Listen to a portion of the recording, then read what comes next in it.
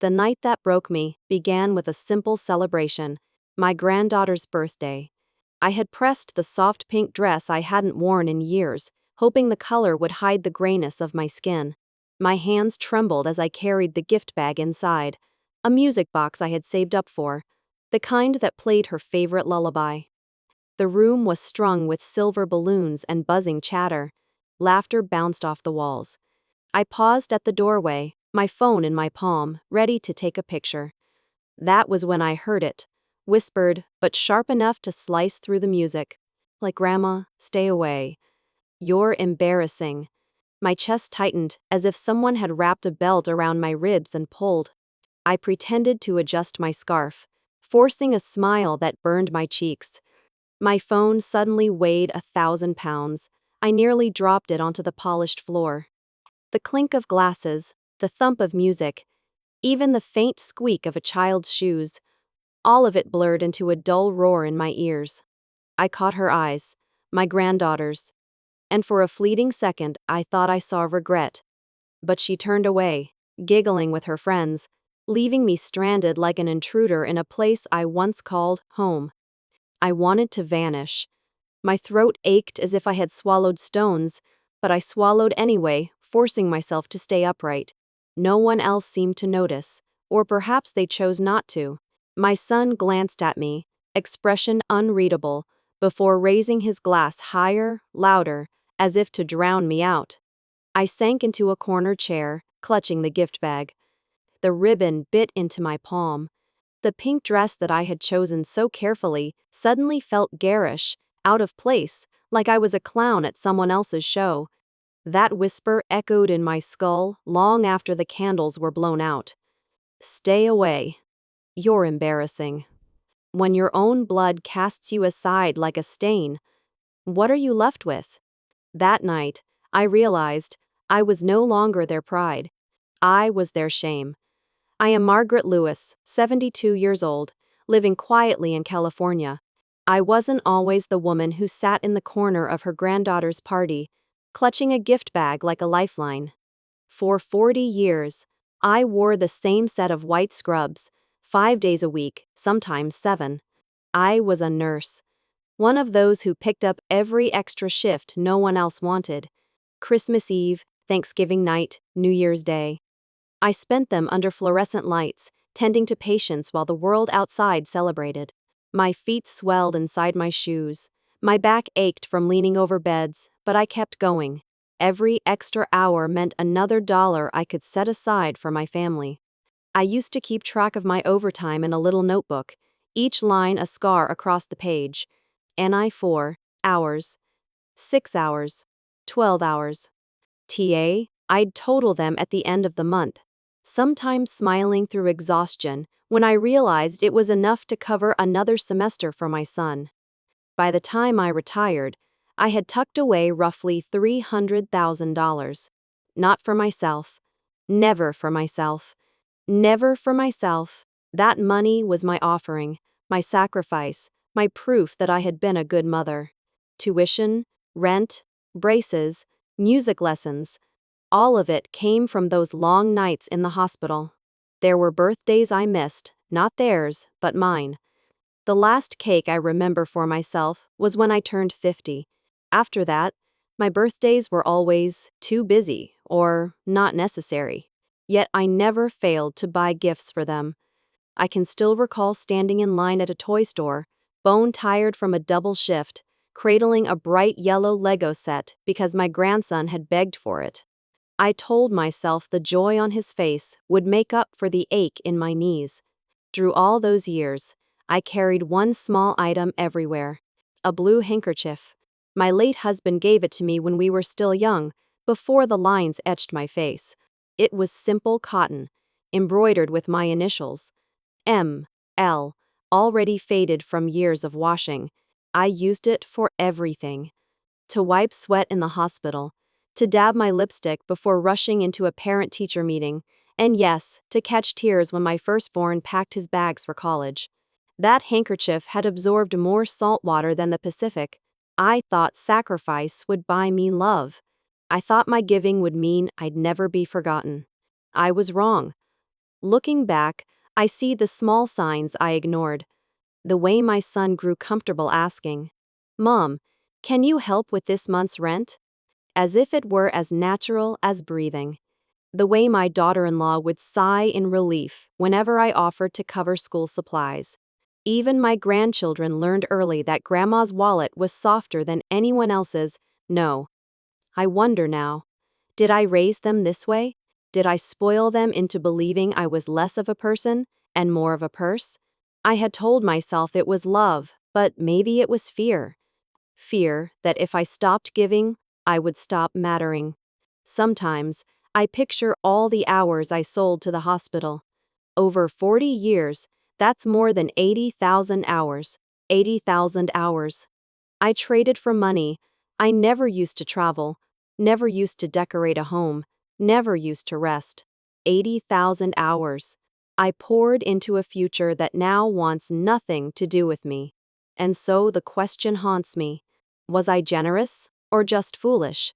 The blue handkerchief lies folded in my nightstand now, thinner than ever, nearly threadbare. When I hold it, I feel the weight of decades. The sweat, the tears, the desperate prayers stitched into every fiber. I gave them my years, my savings, even my health. Yet, I ended up as a punchline. The night after the birthday party, I sat alone in my kitchen. The house was silent, except for the faint hum of the refrigerator. My phone lay on the table, screen glowing with numbers that made my stomach twist. Balance. Nearly empty. I stared at it for a long time. That little rectangle of light seemed heavier than a stone. 40 years of saving. Gone. All those overtime shifts. Every holiday I missed. It had drained into the hands of people who now told me I was embarrassing. The kitchen clock ticked. Each second stabbed. If I keep paying, I whispered to the shadows, I'll lose what's left of my life. But if I stop, what will I lose? They've already walked away from me. I said it again, louder this time, to the empty room. They left me long before I left them. My fingers trembled as I opened the banking app. For years, the automatic transfer to my son's account had run like a clockwork machine, first of every month, without fail. I had set it up myself, proudly at the time, thinking it was an act of love. Now the line of text felt like a chain around my neck. Stop it, I told myself. Stop being their machine. I hovered over the cancel button. My heart pounded like a drum inside my ribs. I thought of my son's voice. Mom, it's just until next month. Then the next month came, and the next, and still, it never ended. I thought of my daughter-in-law's polite smile, turning sharper whenever I hesitated. I thought of my granddaughter's whisper, "Stay away. You're embarrassing." Tears burned, but my hand steadied. I pressed cancel transfer. Amatua Visiti. A notification popped up. Automatic payment stopped. The silence in the kitchen shifted. For the first time in years, it wasn't suffocating. It was clean, like fresh air after a storm. I exhaled a sound that was half sob, half laugh. It's done. I stood and walked to the front door. The brass key was still warm from the afternoon sun. For months, I had been afraid to change the locks, afraid it would make me the villain in their story. But tonight, my fear cracked open. I slid the new key in, turned it. The click echoed down the hallway. My hand didn't shake, not once. That click was louder than any argument I could ever make. It was my declaration, my line in the sand, my refusal to keep living as someone else's open purse. I sat back down, clutching my blue handkerchief, dabbing away the sweat on my forehead. My heart was still racing, but for once it was racing toward me, not away. For the first time, I chose myself. The phone rang 3 days after I canceled the transfer. I knew it would. The shrill tone cut through the house, bouncing against the walls, sharp as a blade. For a moment, I thought about letting it go to voicemail, but something inside me wanted to hear it, wanted to face it. I pressed accept. My son's voice snapped before I could even say hello. Why did the money stop? We need it. I swallowed. My throat was dry, but my answer came out steady. No, I said. I need my life back. There was a silence on the line, shocked, heavy, the kind that makes your ears buzz. Then came the scoff. You can't be serious. We're counting on you. The rent, the bills, the kids. What do you expect us to do? Figure it out, I whispered, though my voice was firmer than I felt. I've given enough. The line went dead with a sharp click. I stood there, phone in hand, shaking. Not from fear this time, but from the rush of finally saying the word, no. They didn't stop with the phone call. 2 evenings later, headlights flooded my driveway. I peeked through the curtain and saw them. My son, my daughter-in-law, standing on the porch like storm clouds. My stomach twisted. I almost didn't open the door. Almost. But then I remembered the sound of the key turning in the lock days earlier, and I knew I couldn't hide. I opened the door. Mom, my son said, his jaw tight. This is ridiculous. We drove all the way here to talk sense into you. Behind him, my daughter-in-law folded her arms, her eyes scanning the living room as though inventorying what was left to claim. You've always helped us, she said. Why stop now? Do you want to see your grandchildren go without? Do you want them to resent you? Her words landed like stones, but I stood straighter, pressing the blue handkerchief into my palm like armor. I'm done, I told them. Done, my son barked. Done with your family? Done being used, I corrected. His face reddened. How dare you say that? We're not using you. We're surviving. You're selfish.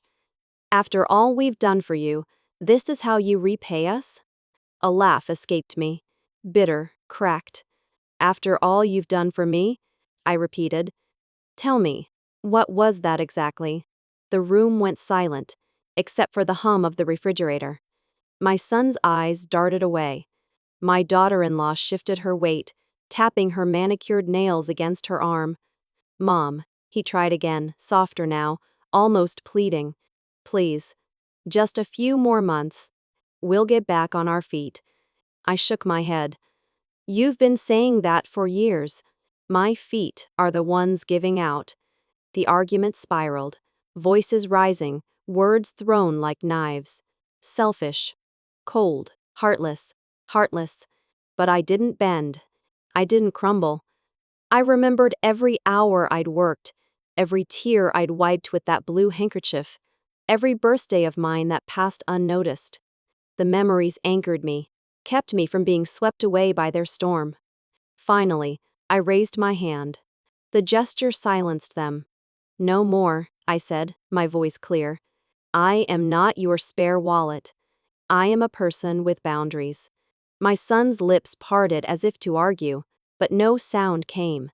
My daughter-in-law rolled her eyes, muttering something under her breath, but I barely heard it.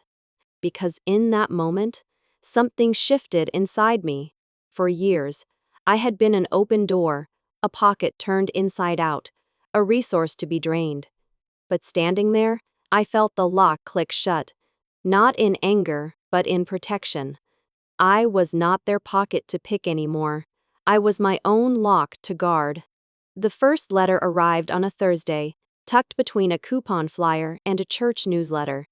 The envelope was thick, the kind that means either a wedding invitation or trouble. I felt the second before I opened it, the way the paper slid against my fingers, heavy, important, cold. It was from a law firm I didn't recognize. 3 names in gold across the top, and a fourth in small print, like an afterthought. My son's name appeared in the first paragraph. My own appeared in the second, tangled up with phrases that made my jaw lock. Concerns about competency, temporary financial control, best interests. I read it twice before the words stabbed properly. I carried the letter to the kitchen table and laid it flat, smoothing the edges with my palm. I could hear the refrigerator humming. A yard crews blower droned somewhere down the street. I reached into the drawer and took out my blue handkerchief, placed it next to the letter like a witness. At 4:11 p.m., my phone buzzed. A text from my daughter-in-law. Please check your mail. It's for the best. Let's not make this messy. A minute later. We love you. This protects everyone. Clicks everyone. I read their lawyerly paragraphs again. They alleged I had been misplacing large sums, that I had made impulsive donations, that I had become vulnerable to financial scams, that I had confused medication schedules. Words designed to sound like mercy while cutting the ground from under your feet. I thought of my pillbox, Monday through Sunday, labeled in thick black marker. I had never missed a dose. I called my son. He didn't answer. The machine picked up. His bright voice, a tone I suddenly realized I hadn't heard directed at me in a very long time. I left a message. It's Mom. I received the letter. Call me. I hung up and put the phone face down. The air in the kitchen felt too still, as if the room were holding its breath. 2 days later, a second envelope arrived, this one by courier. Same firm, same veneer of concern, only sharper. They wished to schedule an informal capacity assessment. I could, if I preferred, sign the enclosed limited power of attorney as a temporary measure. The phrase, temporary measures, had teeth. I took the packet to the sink and stood there without turning on the light. In the reflection of the window, I saw an older woman, chin set, shoulders squared, eyes that had recently learned to say no. I folded the documents with careful fingers and slid them back into the envelope. Then I placed the envelope in the freezer, between a bag of peas and a pint of vanilla. Somewhere I had read that freezing letters kept panic from spreading. Nonsense, I know, but the absurdity steadied me. They didn't stop at letters. The calls began, restricted numbers, polite voices.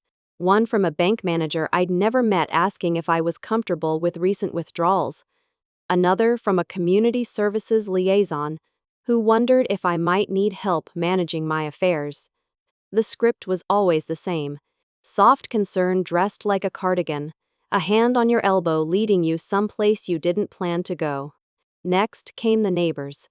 At the mailbox, Mrs. Boxes, Dylan lifted her visor and asked, "Everything all right, Margaret?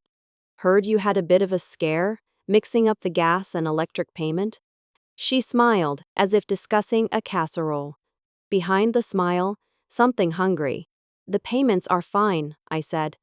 "Thank you for asking." She patted my arm.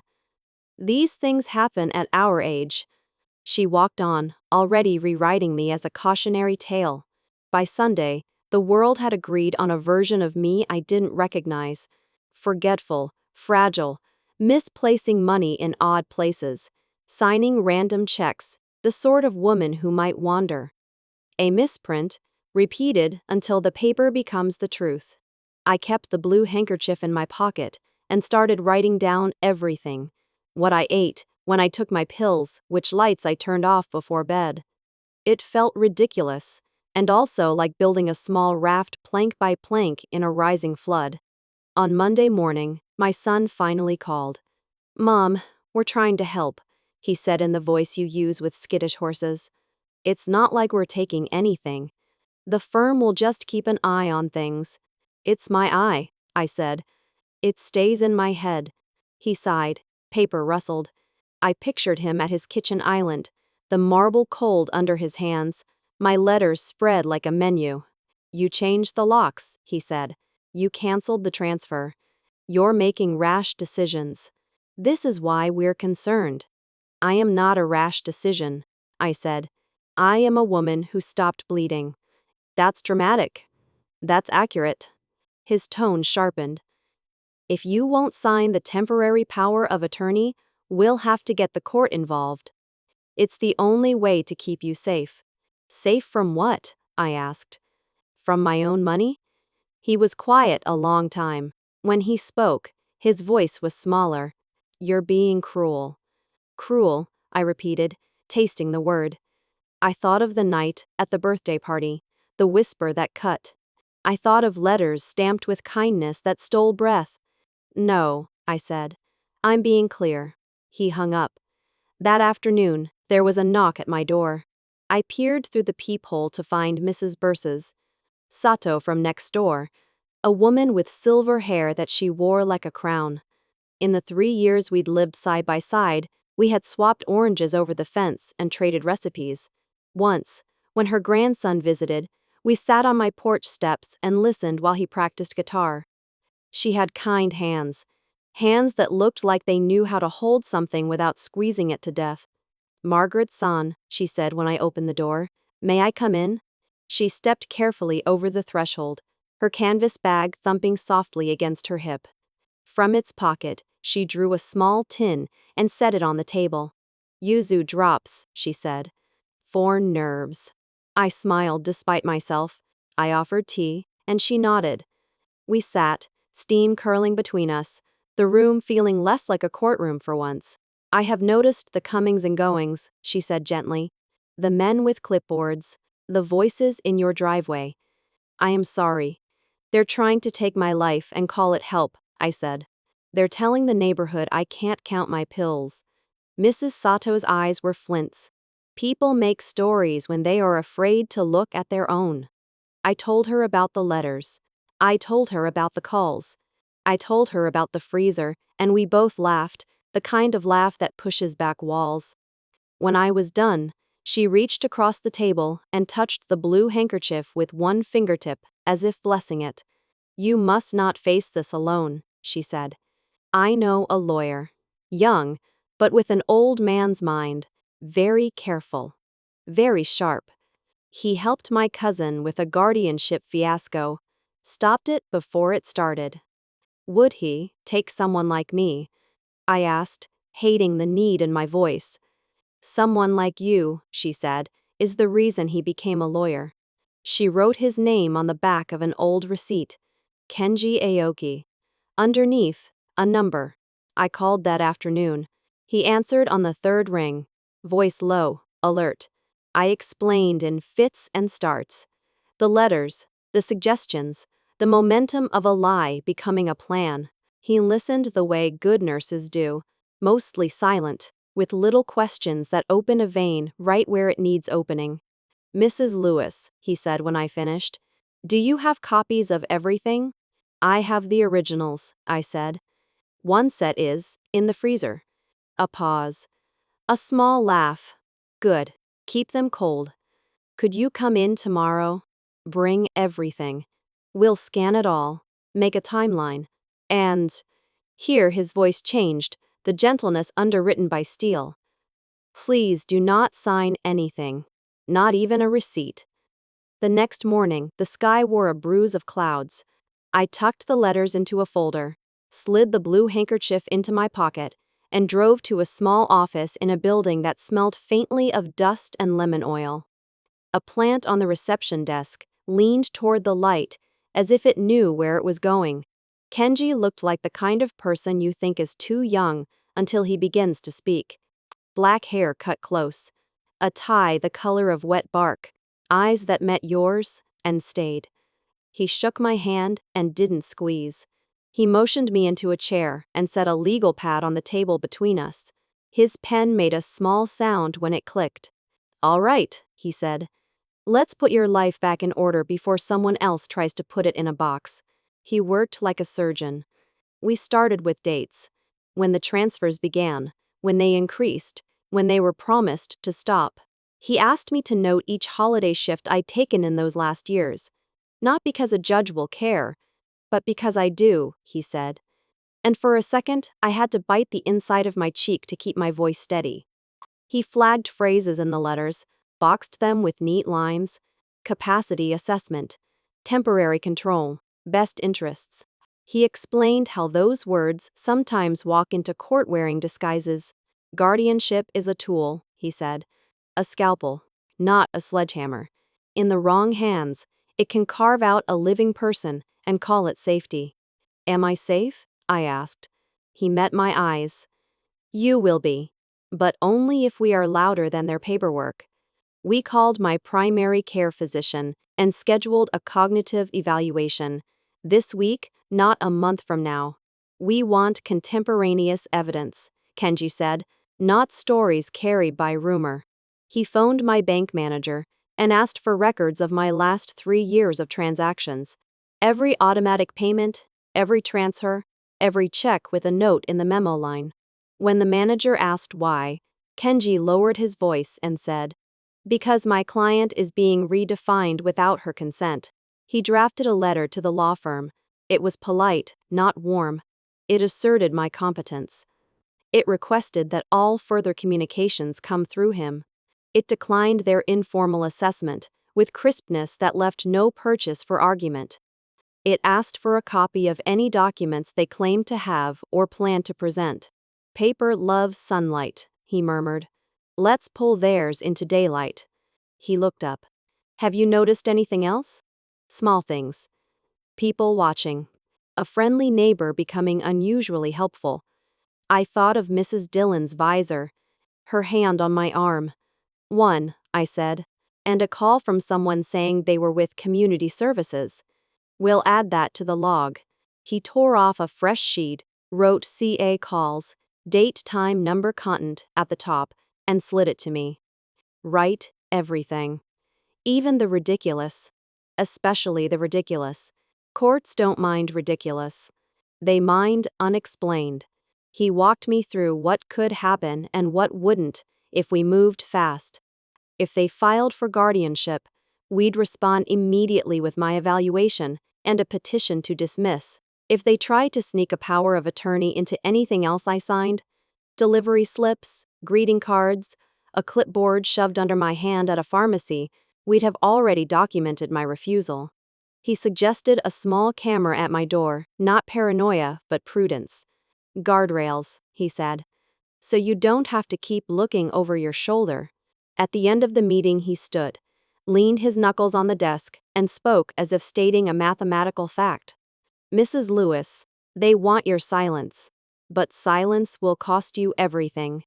Something inside me, some tendon I had overextended my whole life, relaxed and held at once. "I am tired of being quiet," I said. "I have been quiet for decades." He nodded. "Then let's make noise." On my way home, the clouds had thinned. I parked and sat with the engine ticking as it cooled. I stared at my palms on the steering wheel. Old maps, new country. I thought about how quickly a narrative can harden. A whisper at a party becomes an anecdote, becomes an affidavit. I thought about all the women I had nursed over the years, who had been recast in their final chapters without being asked. "Let us help you," the chorus goes, while hands reach for the pen. I took the blue handkerchief from my pocket and pressed it to my lips. It smelled faintly of lavender and the inside of drawers. I went inside and placed Kenji's card on the kitchen counter, next to the kettle. I felt like I had put a flag in the ground. The next days were a rhythm of documenting and breathing. I set alarms for meds and took a photo each time. My face with the pill, time-stamped, silly, undeniable. I balanced my checkbook with the care of a jeweler measuring gold. I left the porch light on at dusk and off at midnight, not because I had to, but because I could. Control repopulated the tiny governments of my day. The opposition, sensing resistance, grew louder. A woman from the law firm called to check in. Her voice dipped in honey. "If we can all just be reasonable," she said, "we can avoid an adversarial process." "I prefer an honest process," I replied. "Please speak to my attorney." They sent another letter, this one thick with exhibits, copies of my transfers with yellow highlights, as if the highlighting itself were crime. A chart of dates. A lazy insinuation that, because I had given, I must have been incapable of deciding to stop. Kenji's response was immaculately boring. Line by line, footnoted, unmoved. He requested their sources for each rumor. He offered ours for each fact. He CC'd people with job titles long enough to make you sit up straighter. On Friday, my cognitive evaluation. I wore the pink dress because I decided it would not be a costume for shame. The doctor, a woman with steady hands, asked me to draw a clock. I drew it and added little minute ticks because that is what clocks have. She asked me a list of words and came back to them later. I remembered them. She asked me the date, and I told her, and then told her the birthday of my firstborn because the question had let itself be asked. When we were done, she said, "Mrs. Lewis, you are not the story they're trying to sell." When I walked out, the afternoon light felt less like interrogation and more like a door. That weekend, my son texted a picture of my granddaughter in a soccer jersey. "She misses you," he wrote, as if the past month had happened inside my head. I stared at the image until the pixels seemed to tremble. I typed, "I miss her too."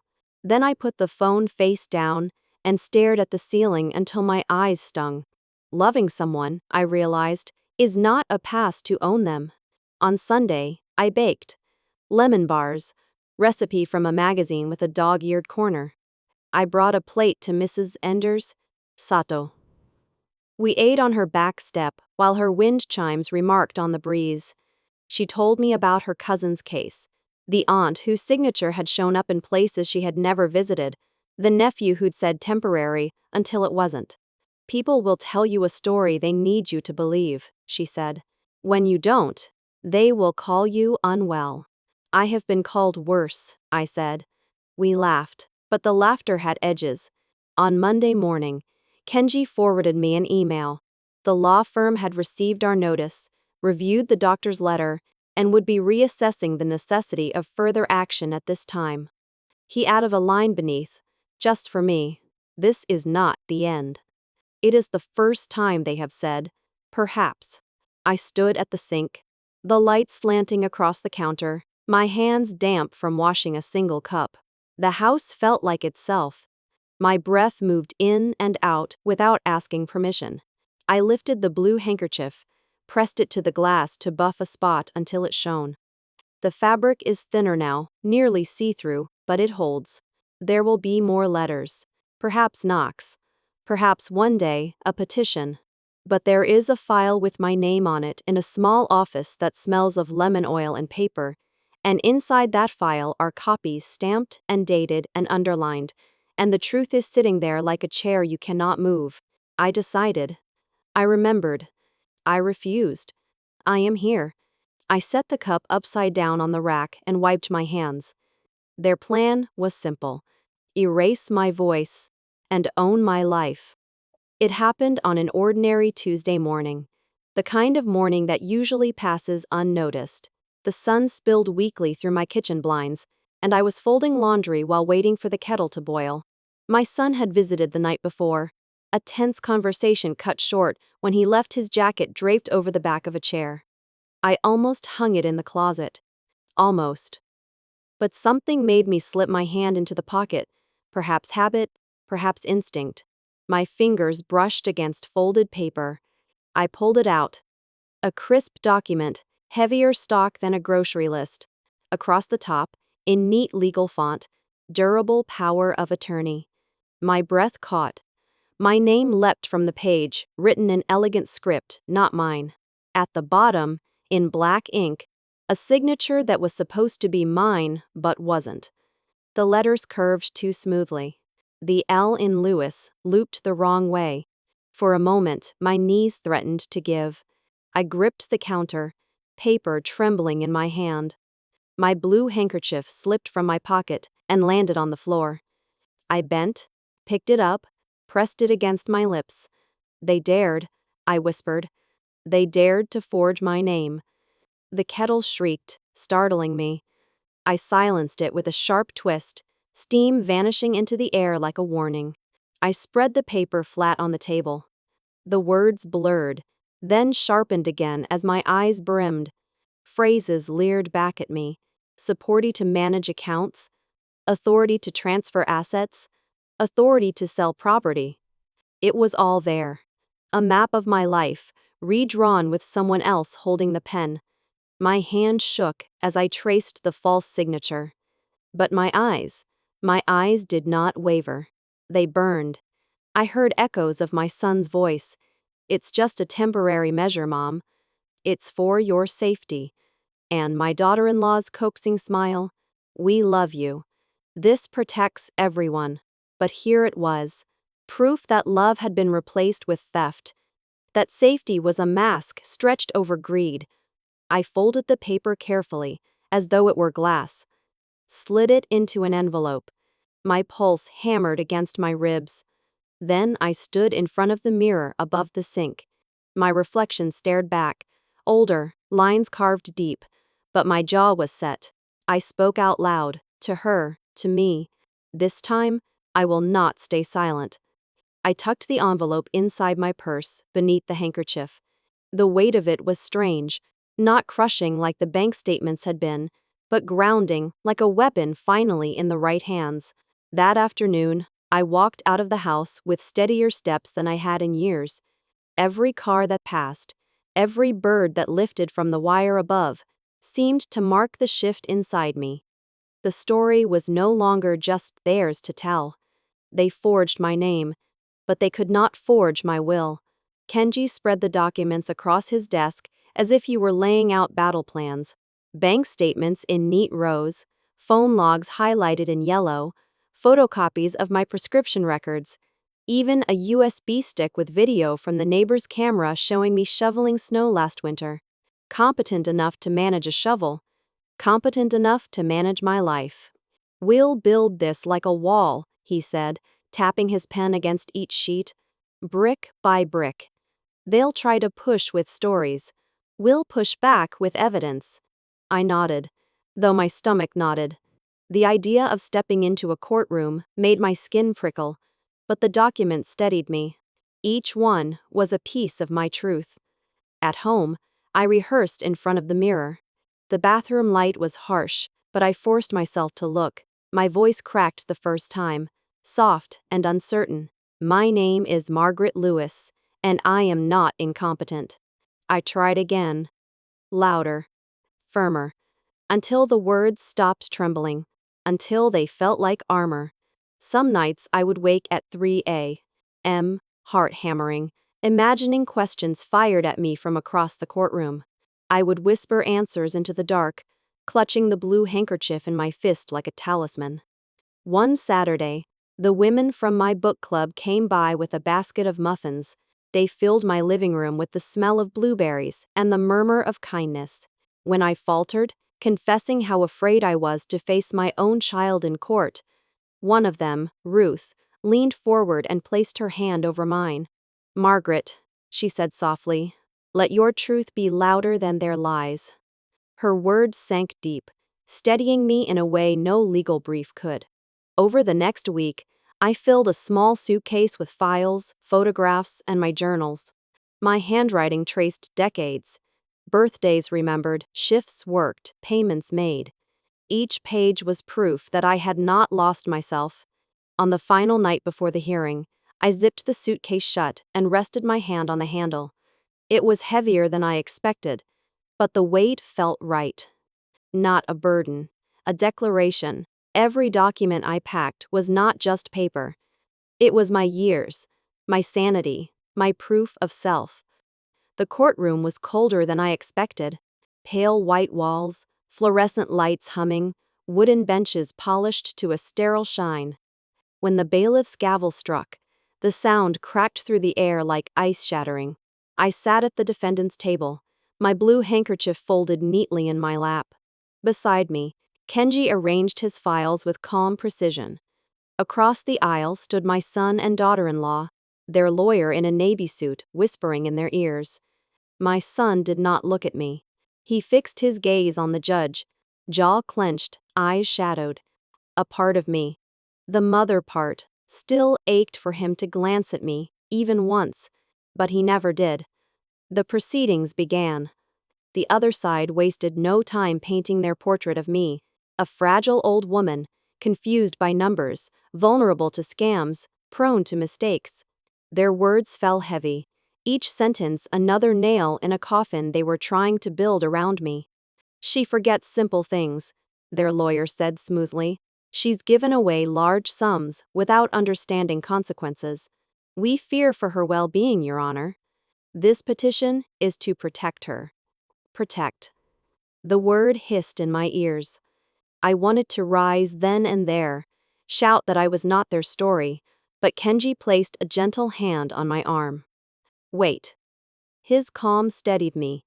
When it was our turn, Kenji began quietly, deliberately. He slid exhibits across the table, bank statements aligned, medication records kept without error, video footage of me shoveling snow and paying bills on time. Then, he produced the document that had burned in my purse for weeks, the forged power of attorney. Notice, Your Honor, Kenji said, holding it up. The signature loop is inverted, the date format inconsistent. Compare it with Mrs. Lewis's verified signature on her nursing license. This document is not merely suspicious, it is fabricated. The courtroom rustled. Even the judge leaned closer. My son shifted uncomfortably. My daughter-in-law's eyes flickered, then fell. The judge tapped his pen. You are alleging forgery? Kenji's voice did not tremble. Not alleging, Your Honor. Demonstrating. Gasps echoed from the benches behind us. I sat straighter, my breath sharp but steady. Then came my moment. Kenji nodded to me. Mrs. Lewis, would you like to speak? I stood. My legs wavered, but the blue handkerchief anchored me. I took a breath that filled every corner of my lungs. My name is Margaret Lewis, I said, voice clear. I am 72. I am not broken, not senile, not disposable. I am alive, and I choose my own key. The words echoed in the silence. My son stared at the floor. My heart cracked, but no tears fell. Not this time. The judge's gavel came down once, sharp. This court finds Mrs. Lewis competent. The petition is denied. Allegations of incapacity are dismissed. Mrs. Lewis retains full control of her estate. The words landed like sunlight breaking through storm clouds. Relief surged through me so fiercely, I had to grip the table. Kenji smiled, the first true smile I had seen from him. I sat back, the blue handkerchief warm in my palm. That verdict was not just law, it was my rebirth. When I stepped back into my house, the silence startled me. It wasn't the peaceful kind, not yet. It was the silence of something missing, like furniture hauled out of a familiar room, leaving behind a faint outline on the floor. I set my purse down on the table and stood for a moment, listening to the hum of the refrigerator, the faint tick of the wall clock. The courtroom's cold brightness still clung to my skin. I half expected the echo of the gavel to sound again. I reached for the blue handkerchief in my pocket. The fabric was soft, worn thin in places, edges frayed. I pressed it against my cheek, remembering all the moments it had caught tears. Tears of exhaustion, of fear, of betrayal. Tonight, though, it caught none. My eyes were dry, my chest strangely hollow. I should have felt triumphant. The judge had dismissed their petition. My name, my competence, my dignity, legally intact. Yet as I wandered through the quiet rooms, I felt the weight of everything that had led here. I sat down at the kitchen table, the same spot where I'd once stared at empty bank balances, the same table where I had first held the forged document in shaking hands. Now, it felt like the center of a battlefield that had finally gone still. I whispered into the emptiness, I won. Saying it out loud sounded foreign. The word won carried no cheer. It dragged behind it exhaustion, loneliness, a grief I couldn't name. I closed my eyes, and the voices from court rose again. My son's silence, heavier than any accusation. The lawyer's polished lies. Kenji's calm strength. My own declaration. I am not broken, not senile, not disposable. They circled my mind like ghosts refusing to leave. I walked into the living room and lowered myself onto the couch. The cushions sighed under me. My eyes landed on the framed photo of my children when they were small gap-toothed smiles, sticky hands gripping mine. I traced their faces with my fingertip. For a moment, I let myself ache for that lost time, before money and expectation corroded the bond. The clock chimed 10. I turned off the lamp and went to bed, but sleep did not come. Shadows stretched across the ceiling as I lay awake, hand clutching the blue handkerchief. Yes, I had defended myself.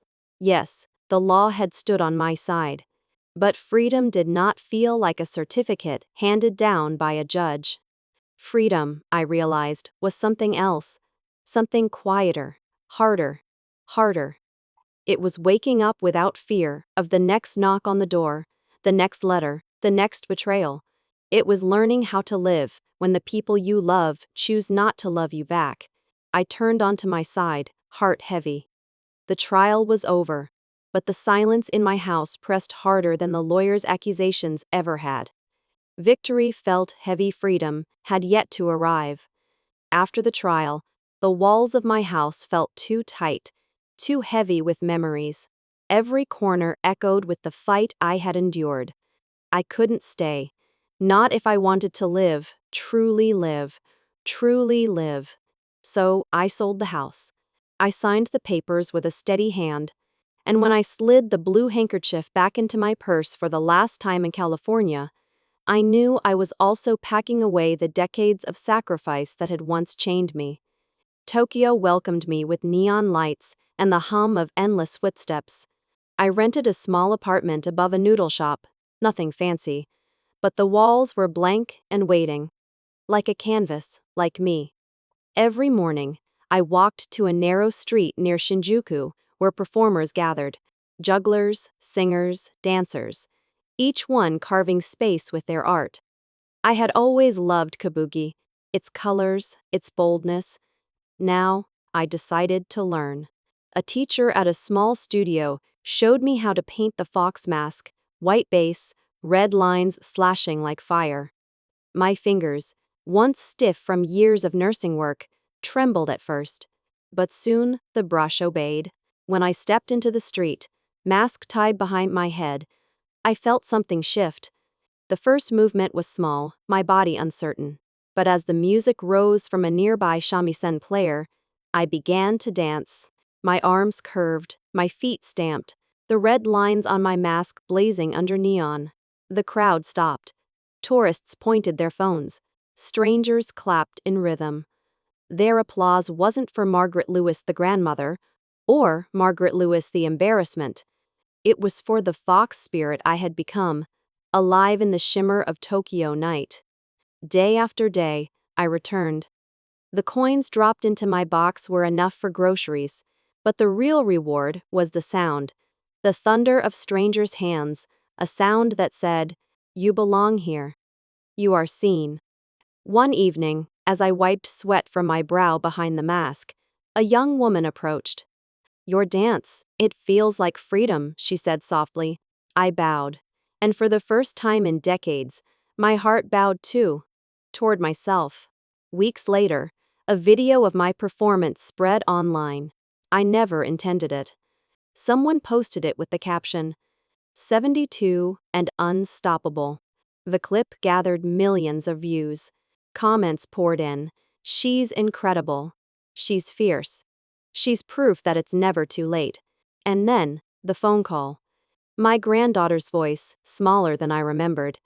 "Grandma, we were wrong." Silence stretched. I touched the blue handkerchief in my lap, inhaled, and let the years of pain soften. "I was never your embarrassment," I told her gently. "I was just unfinished." For a moment, I thought she might cry. For a moment, I almost did too. But instead, we both breathed. Perhaps that was enough.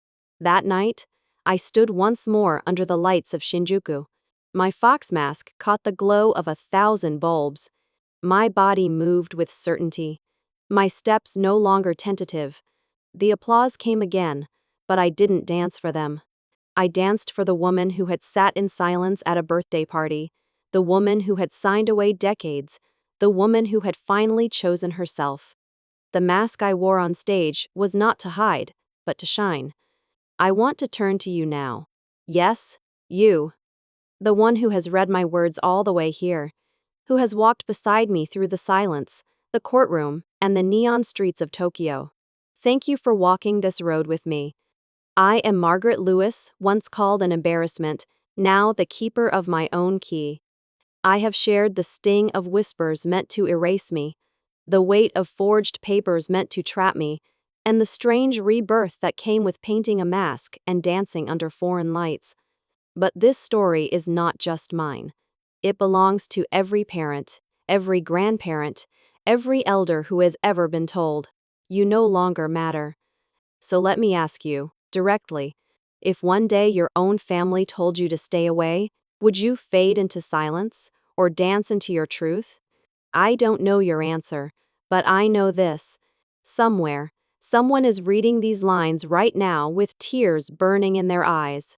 Somewhere, another mother is gripping her phone, afraid to press send. Somewhere, a grandfather is staring at the empty chair at his table. They need your voice. They need your courage. If my journey touched you, I ask one thing: leave a comment. Share this story. Follow along, not for me alone, but for the unseen ones who are still hiding behind locked doors, believing they are finished. Your voice might be the light they need. I survived the shame they pressed on me. I survived the silence they demanded. And I found a stage where my mask is not a prison, but a lantern. I am not their embarrassment. I am my freedom.